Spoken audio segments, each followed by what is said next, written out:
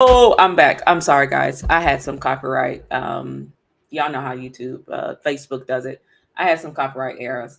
I apologize. Forgive me, guys. I'm working on it. Right. I'm figuring it out. Right.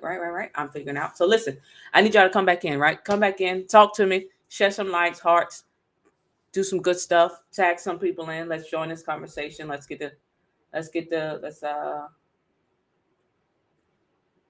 go ahead and get the party started. Come on, come on, come on. Talk to me, talk to me, talk to me, talk to me. Right? To my podcast viewers, I appreciate you guys for sticking with me all the time. You guys are amazing. To all of these audiences, those that watch me via YouTube, Facebook, Twitter, Instagram, I love y'all. Listen, come on in. I'm sorry. I had some copyright issues. I had to adjust myself so that way, I can keep doing what I'm doing. Right? Listen.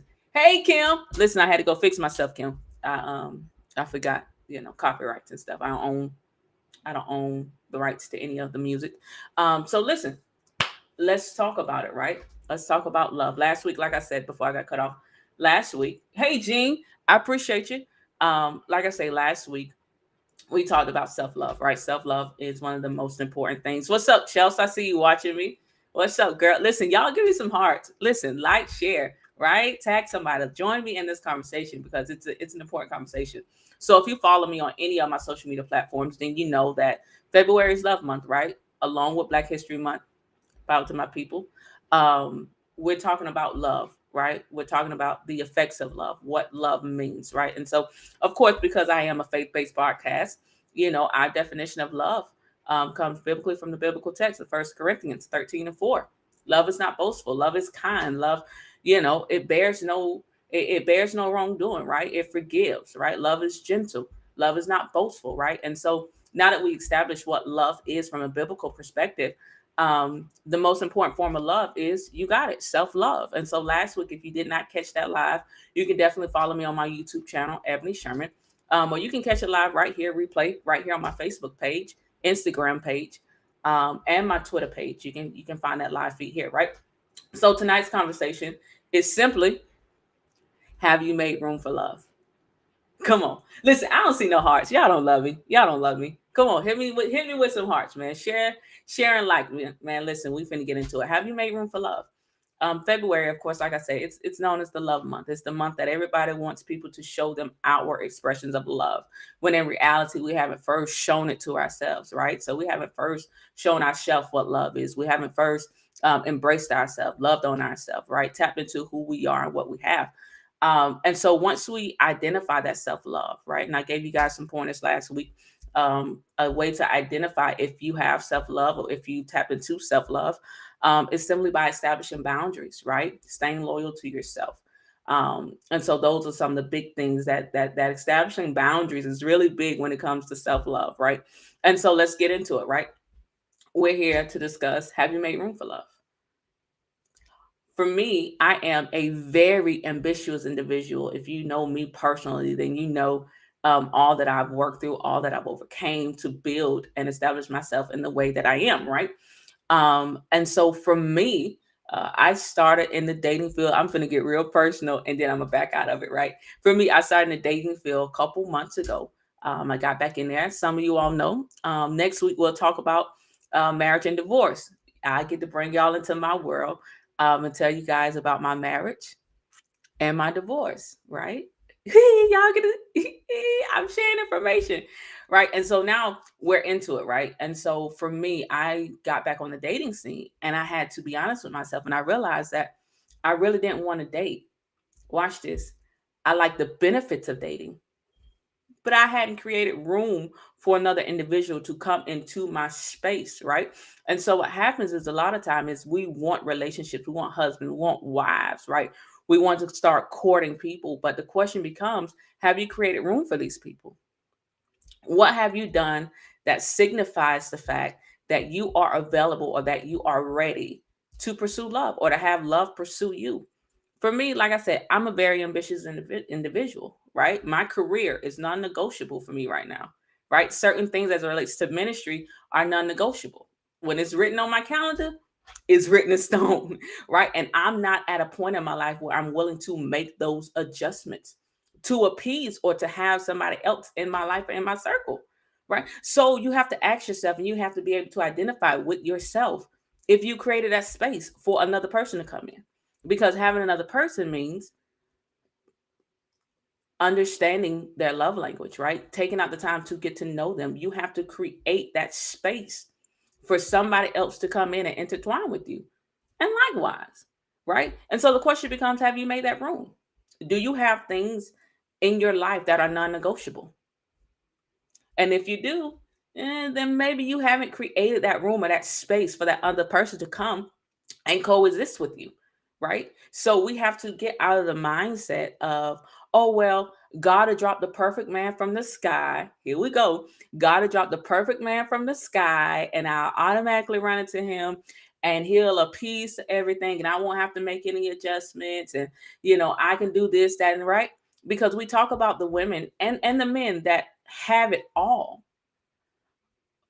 but don't have a spouse or a partner. Why? Because there was no room for another person to come in and love them.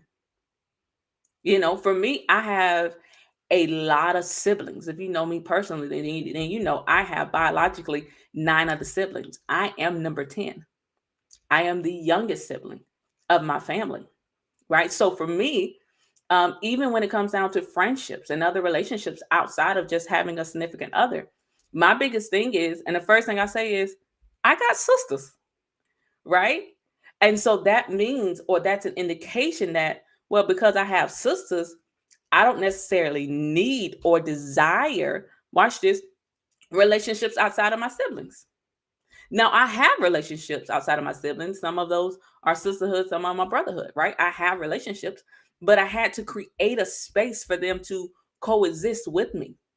I had to create a space where I became okay with them loving me, and not just the good parts of me, but loving everything about me, loving the ups, the downs, the mood swing, right? My swiftness with my tongue. And I had to learn to be okay with whatever criticism they bring in my life.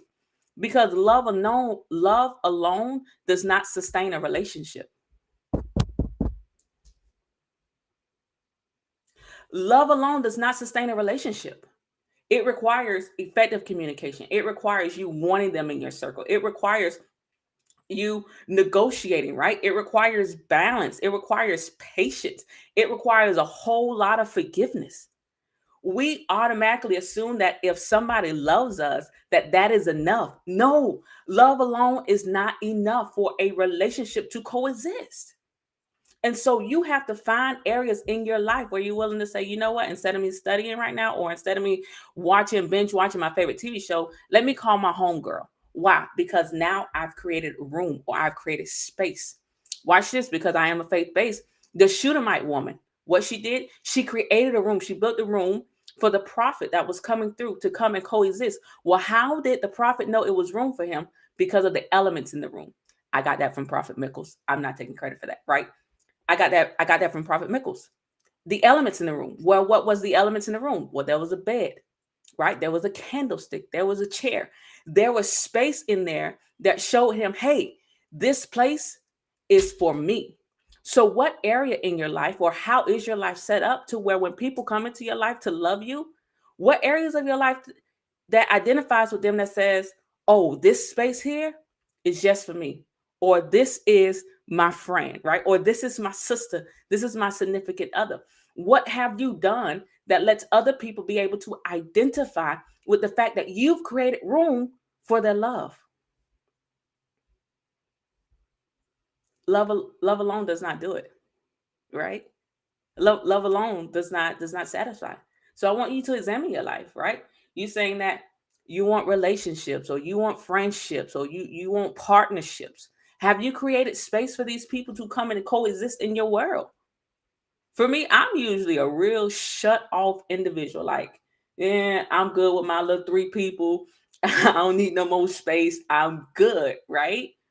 But if I ever want to advance, right, and get married again, or have children, or establish business relationships, personal relationships, I have to be able to make sure that I've created room. I have to be able, like what Dr. Audrey just said, I have to be able to make sure that I've made those sacrifices that are necessary for them to coexist in my world. Adjusting my behavior, right? Accepting criticism. Some of those are things, are some of the things that I know I need in my life. So I can't have people around me that always sees just the good and never correct me when I go astray, right? I'm gonna give you a prime example. Listen, she's watching. I believe Dr. Audrey is still on. Dr. Audrey, absolutely, absolutely love her. She's our site pastor at my church, and so a couple weeks ago, I had put up a Facebook status. And if you know anything about me, listen. I'm a funny person. Like you get me in a room, we gonna laugh. We're gonna laugh, we're gonna dance, and we're gonna eat. Those three things is guaranteed, right? And so I put up a Facebook post and she called me and she's cracking up on the other line. She was like, listen, girl, you are funny, right? And with the same breath, she rebuked me. Hey, where you going? You can't you can't do that. Now you can joke and laugh, play with me all day long. Listen, you can send me whatever it is that you may want to put out, but you can't be seen represented like that. But you know how she had the ability to do that? It's because there are elements in my life in which I entrust her with. I entrust her with certain vulnerabilities of my life. And therefore, she knows that I've created room for her to coexist in my world. And because she knows she coexists in my world, guess what she does? She does those things to remind me, right? To assist me with my growth, with character development, with knowing when and when not to, when to push, when not to push, when to pray, when to fast, right? And so we have to ensure that we have those people. Hey, Mel, my rabbi is on, my confidant. She's an amazing individual. She's another one that gets me all the time. But these people know that they have room or they have space in my life to coexist. The question becomes, have you created that room? Examine your life, right? You're trying to figure out, well, why don't you have close friends or close relationships? Have you made room for them? Have you said, I'm willing to sacrifice? I'm willing to adjust. I'm willing to take criticism, right? I'm willing to go out. I'm willing to do things that I may not would have done without them. I'm willing, watch this, to expand my horizons. Have you made room for it? Ask yourself, have you made room? Have you made room for love? Because again, love alone it doesn't work. You can love somebody all day long, but if that person that you're loving or if that person that you're loving them, if you're hindering them from growing, can we really call it love? Based upon the biblical text. Love doesn't fail. Love is not boastful. It's kind. It's forgiving, right? And so when we get to oh, y'all listen, McLaurin is on with me tonight. Bless you, mother. Listen, so we have to get to that point in which we tell ourselves that we get to a point where we say, I'm okay and I've made room. And the people that are coming to my life knows that I've made the room because of the proper adjustments that I'm willing to make, because of the sacrifices that I'm willing to make. I'm willing to display that love, or I'm willing to display the fact that, hey, there's room for you, right? And so I started dating. Y'all pray for me. Y'all, I don't think the saints be praying for me. I don't think y'all really be praying for me. Listen. And so I started dating, and I got to a certain point to where I realized I don't want to talk to you. I don't, I don't want to. And that was a simple fact because I realized that I like the idea of it, but the work that's involved in creating room for love, I ain't ready for that. I'm not ready for that, right? And here's the reason why. And again, I'm gonna talk more about this next week. So for those that real nosy and want to know what happened between my marriage and divorce, you can catch me next week. It's gonna get hot. I'm gonna make sure you on next week because you might have to pull my coattail, Melton. My coattail might have to be pulled a couple times next week. make sure I pray strong and pray hard. But listen, and so there comes a point when I had to realize that the idea of something isn't enough. But I wasn't ready to do the work that it took to have or to date, because it's work. Making room for people is work. You know, when you have house guests and you can keep your room clean all the time, you keep your house spotless, dishes always washed, poised. There is still things that you have to do, and there are still things that you have to adjust to make room for your company. And guess what? After they leave, there are major adjustments that you have to make after they leave as well. And so, in making room, it requires work. What I've realized in just my short time of on the dating scene, periodically in and out, is that people don't want to work anymore. People think that things are just going to fall from the sky. There's going to be this perfect guy or this perfect friend or this perfect business partner that's going to fall out of the sky. You're going to be like, oh my God, this is so great. They're perfect for me. At the beginning of every relationship, it's like that because it's new. But as you begin to develop those relationships, there's work required. There's some moments where you're going to have to bite your tongue. And there's been moments where your feelings going to get hurt. If you're in a relationship and they ain't never really said anything that really hurt your feelings or affected you in any way, you might want to reevaluate that. They may not love you for real. That's just my 2 cents. I'm just saying. I'm talking about what I'm talking about, right? And so, in making room, it requires work. How much work are you willing to put in? How much effort are you willing to put in? Because what you put in ultimately is what you get out of it. What you put into a relationship, what you put into creating room, is ultimately what you're going to get out of it. It's simple tonight. Have you made room? Heart's been broken, right? Financially, you may not be where you want to be. All of these things require you preparing yourself for that kind of love, which is why self love was the first conversation. You got to love you enough to make sure that you are fixed. So that way, when you meet new relationships, new business partners, new friendships, right? That significant other, you don't damage them because of the damage that's in you. First step of making room is identifying that self-love and tapping into that source and making sure that you are well put together for somebody else to come and love you. Right? Because if we're not healed, we're easily offended. We cannot avoid offense. The Bible says offense will come. We can't avoid offense. But what I can do is I can make sure I am in a position with myself to when I am offended, it doesn't break me. When I am offended, I can go to the person that offended me and have that conversation to say, hey, listen, what you said, I understood it, but that thing offended me. I'm not mad at you. I'm not upset with you. I'm just trying to work through this thing, right? Because self-love is that ability to effectively communicate when our feelings are hurt. Don't worry, I got an effective communication course coming up for y'all. Don't even worry about it. So we have to be able to be okay with growing. Mel, listen, she said, the more you grow and prepare, the more you realize how unprepared you really were. And that's so true. The older I get, the more I realize, Mama, I really don't know nothing about life.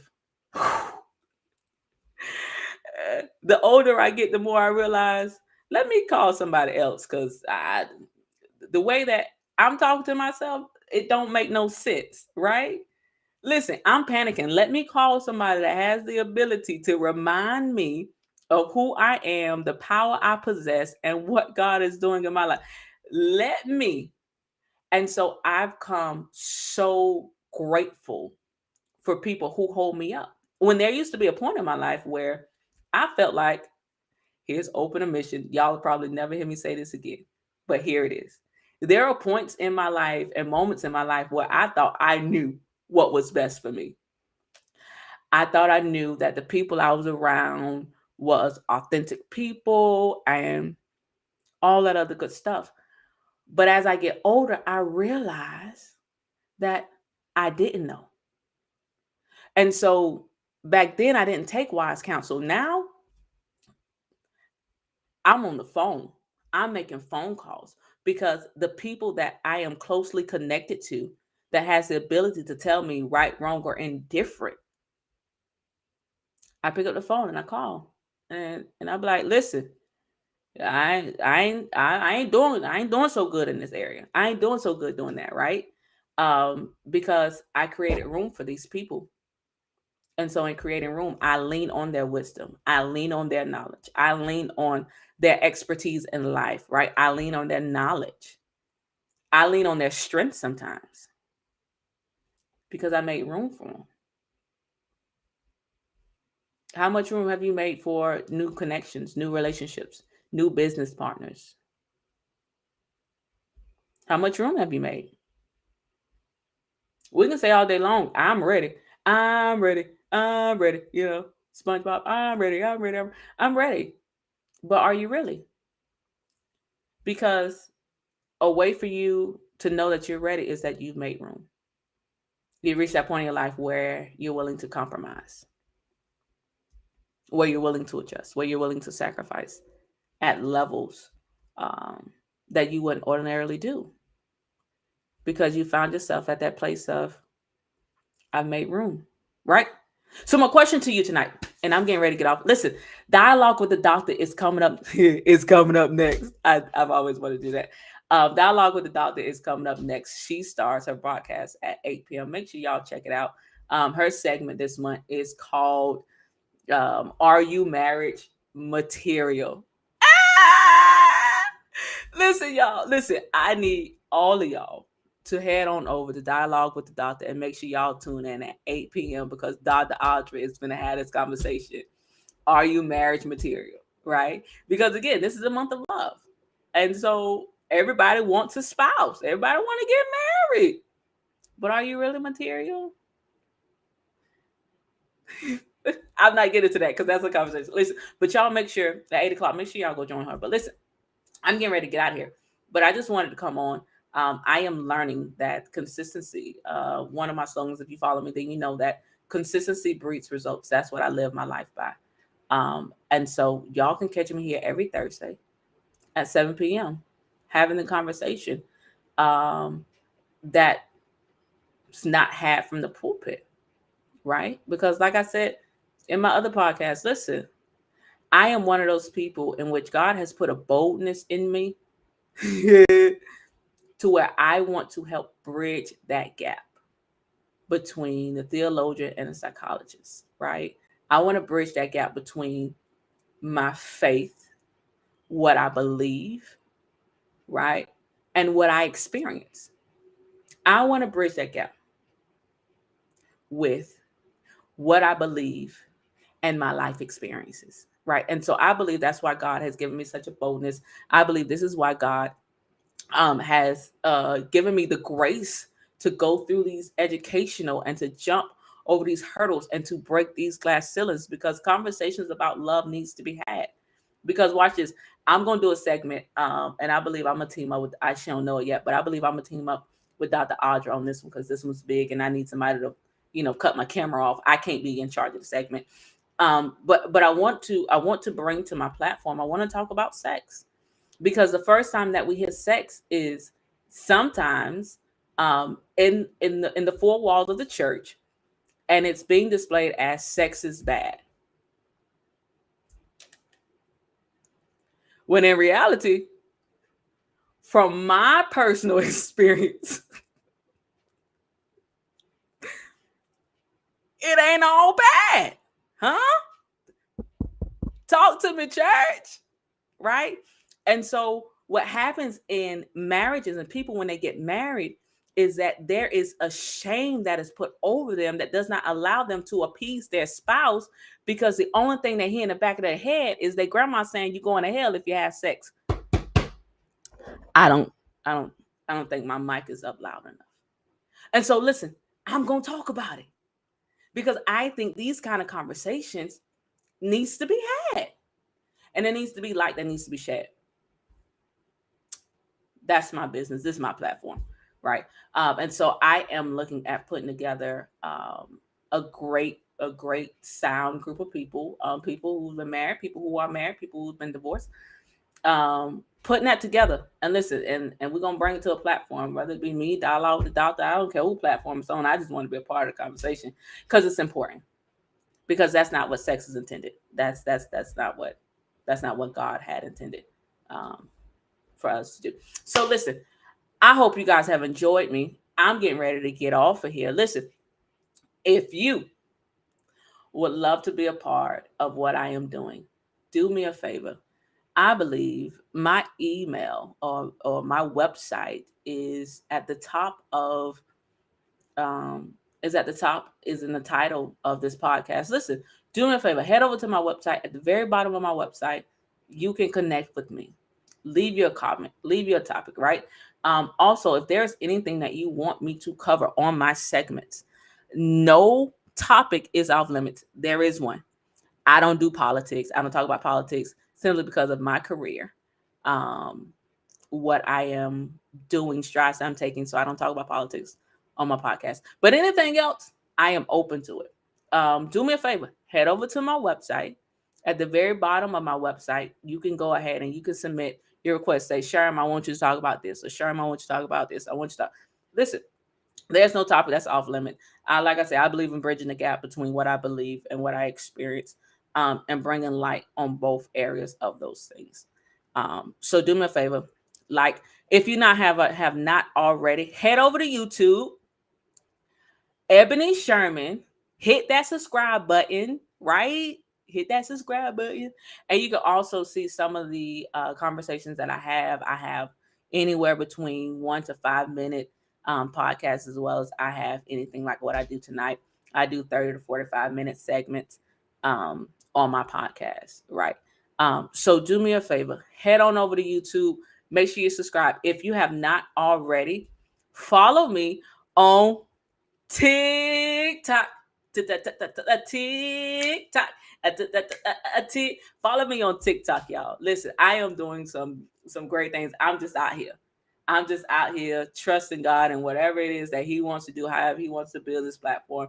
I'm literally being trusted by Him. You can also follow me on LinkedIn. Listen, I want to put this plug in here real quick, and then I'm gonna get off because dialogue with the doctor come on at 8, and I won't be late. Hey, so listen, if you need help with resume writing, job opportunities, business plans, any of those things, listen, I got the juice, right? So I have this really great, amazing friend um, that's a part of my life, and she's also a part of my team that does help with all of that. Listen, I promise y'all, this girl will teach you.